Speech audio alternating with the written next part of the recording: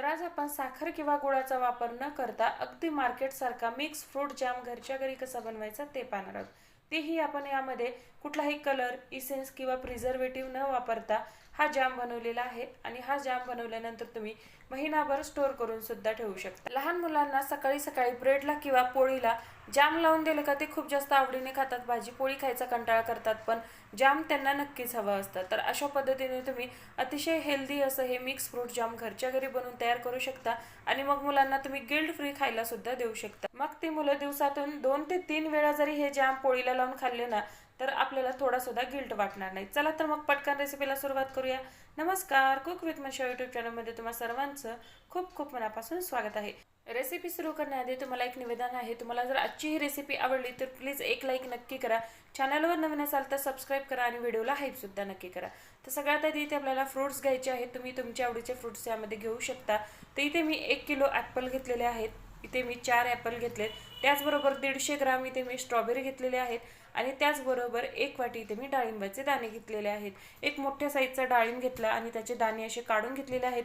डाळिंबाचा इथे आपल्याला रस काढून घ्यायचा आहे आणि ॲपल जे आहेत ते आपल्याला अशा पद्धतीने डाईसमध्ये कट करून घ्यायचं आहे। मोठे मोठे कट करून घ्यायचं आहे, खूप बारीक करायची गरज नाही आहे। आणि इथे आपल्याला या ॲपलची साल अजिबात काढायची नाही आहे। बरेच जण काय करतात, जाम बनवत असताना साल पूर्णपणे काढून टाकतात, पण साल न काढताच आपण हे जाम बनवणार आहोत, कारण साल काढून टाकल्यानंतर ॲपल खाण्यामध्ये काही फायदे नाही आहेत। त्यासाठी इथे आपल्याला अजिबात साल काढायची नाही आहे आणि अशा पद्धतीने मोठे मोठे तुकड्यांमध्ये हे संपूर्ण ॲपल आपल्याला इथे कट करून घ्यायचे आहेत। इथे तुम्ही पाहू शकता, इथे मी ॲपल सुद्धा कट करून घेतले आणि स्ट्रॉबेरी सुद्धा छान असे मोठे मोठे तुकड्यांमध्ये कट करून घेतलेली आहे। तर इथे आपले ॲपल आणि स्ट्रॉबेरी दोन्ही सुद्धा कट करून झालेले आहेत। डाळिंबाचा ज्यूस काढून आपण पुन्हा रेसिपीमध्ये नंतर वापरणार आहोत। आत्ताच इथे आपल्याला डाळिंबाचा रस वापरायचा नाहीये। आणि आता इथे आपल्याला जे कापून घेतलेले स्ट्रॉबेरी आणि ॲपल आहेत ते आपल्याला एका कढईमध्ये काढून घ्यायचे आहेत आणि त्यामध्ये एका छोट्या ग्लासने ग्लासभर किंवा वाटीभर पाणी घालून याला छान असं आपल्याला शिजवून घ्यायचं आहे। तुम्ही हवं तर याला स्टीम सुद्धा करून घेऊ शकता, पण इथे मी हे असंच शिजवून घेणार आहे। असं शिजवल्याने पटकन शिजले जातात। तर यावरती आपल्याला झाकण लावायचं आहे आणि हे छान असे मऊसूद होईपर्यंत याला आपल्याला छान असं शिजवून घ्यायचे। एक 15 ते 20 मिनिटे लागतात। 15 ते 20 मिनिटानंतर आता याचं आपण झाकण काढून पाहणार आहोत। तुम्ही पाहू शकता स्ट्रॉबेरी आणि ॲपल जे आहेत ते छान असे शिजून झालेले आहेत, मस्त असे गाळ झालेत। याला आपण चमच्याने सुद्धा स्मॅश केल्याने अगदी व्यवस्थित असे स्मॅश होतात, इतके मऊसर हे आपल्याला शिजवून घ्यायचे आहेत। इथे आपलं स्ट्रॉबेरी आणि ॲपल शिजून झालेलं आहे। तर आता यामध्ये आपल्याला जे सुरुवातीला आपण डाळिंबाचे दाणे घेतले होते ते मी मिक्सरला फिरून छान असं त्याचा रस गाळून घेतलेला आहे। तो डाळिंबाचा रस यामध्ये आपल्याला घालायचा आहे आणि छान असं मिक्स करायचं आहे। आता आपण गॅस बंद करूया आणि छान असं याला थंड करून घेऊया। थंड करून एका मिक्सरच्या भांड्यामध्ये याला आपल्याला काढून घ्यायचं आहे। तर इथे मी शिजवून घेतलेलं संपूर्ण मिश्रण मिक्सरच्या भांड्यामध्ये काढून घेतलं। त्यामध्ये 1 वाटी इथे मी खडी साखर घातलेली आहे। साखर किंवा गुळापेक्षा खूप जास्त पौष्टिक ही खडी साखर असते, त्यासाठी इथे मी साखर किंवा गुळाचा वापर न करता खडी साखर वापरलेली आहे। 1 वाटी खडी साखर घातली आणि मिक्सरला छान असं स्मूथ याची प्युरी तयार करून घेतलेली आहे। अगदी स्मूथ प्युरी तयार करून घ्यायची। यामध्ये जर मोठे कण आहेत असं वाटलं तर तुम्ही गाळून सुद्धा याला घेऊ शकता। तर इथे मी बनवलेलं जे प्युरी आहे ते एका कढईमध्ये काढून घेतली आणि आता हे आपल्याला मंद गॅसवर छान असं शिजवून घ्यायचं आहे।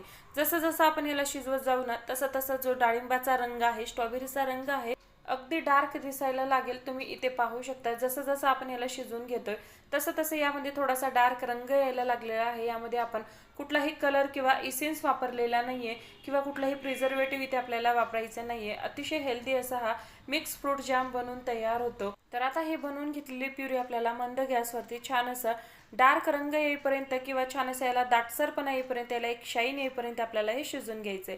हे शिजवण्यासाठी इथे आपल्याला 15 ते 20 मिनिटे लागतात, पण गॅसची फ्लेम खूप मोठी करायची नाही, मिडियम टू हाय करायची आणि मिडियम टू हाय गॅसवर आपल्याला हे छान असं शिजवून घ्यायचंय। शिजवत असताना याचे जे चिंतोडे आहेत ते हातावरती उडू शकतात, त्याचा चटका लागू शकतो। त्यासाठी काय करायचं, यावरती एखादं झाकण ठेवायचं, एका हाताने झाकण ठेवायचं आणि मध्ये मध्ये हलवत राहायचं, एकसारखं हलवत बसायचं नाहीये। आणि 15 ते 20 मिनिटानंतर तुम्ही पाहू शकता हे जॅम जे आहे ते छान असं दाटसर झालेलं आहे। याला एक थोडासा डार्क रंग सुद्धा आलेला आहे आणि मस्त यावरती एक शाईन दिसायला लागेल। आणि आता हे झालंय की नाही ते चेक करण्यासाठी एखाद्या प्लेटवरती हा थोडासा जाम घ्यायचा आणि प्लेट जी आहे ती अशी उभी करून पाहायची। जर जाम इकडे तिकडे बिधरत असेल तर थोडंसं शिजून घेऊ शकता, पण तुम्ही पाहू शकता हा जाम एकाच जागी स्टेबल आहे, अजिबात हालत सुद्धा नाहीये। म्हणजे इथे आपला जाम अगदी परफेक्ट बनून तयार झालेला आहे। पण हा जाम खूप जास्त दिवस टिकावा म्हणून यामध्ये आपण कुठलाही प्रिझर्वेटिव्ह वापरला नाही, तर यामध्ये आपण 1 टेबलस्पून व्हाईट व्हिनेगर घालणार आहोत, ज्यामुळे हा जॅम